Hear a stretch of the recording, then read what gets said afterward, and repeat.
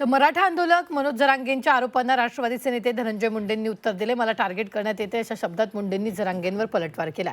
चांगलं काम करतोय म्हणून आपल्याला घातपाताचा कट असल्याचा आरोप जरांगेंनी केला होता. आरोपीचा जबाब असूनही मुंडेंवर का कारवाई नाही असा सवाल जरांगेंनी केला होता. तर जरांगेंच्या आरोपांना मुंडेंनी उत्तर दिले.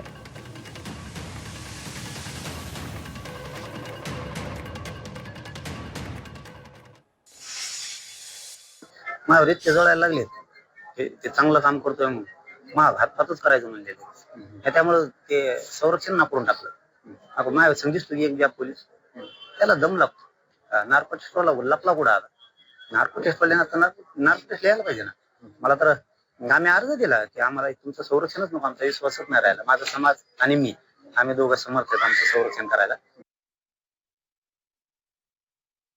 जर आता घातपात करणाऱ्या आरोपींनी जबाब दिलाय, धनंजय मुंडेंनी सांगितलं होतं घातपात करायचा, तर आमच्या जालन्याच्या एसपींनी पत्र व्यवहार करून गृह मंत्रालयाकडून परवानगी का घेतली नाही त्याला अटक करायची.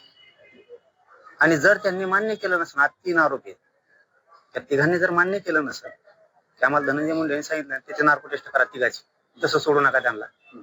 नसता याचे पडसाद खूप वाईट होणार आहेत पुढच्या काळात. हे सुद्धा गृहमंत्री आणि मुख्यमंत्री फडणवीसांना पण सांगतो आणि जालन्याचे एसपी पण सांगतो, याचे पडसाद खूप उमटणार आहे. नसता त्या आत असणाऱ्या घातपाताच्या आरोपींची तिघाची नार्को टेस्ट करा आणि आमची बी दोघांची करा.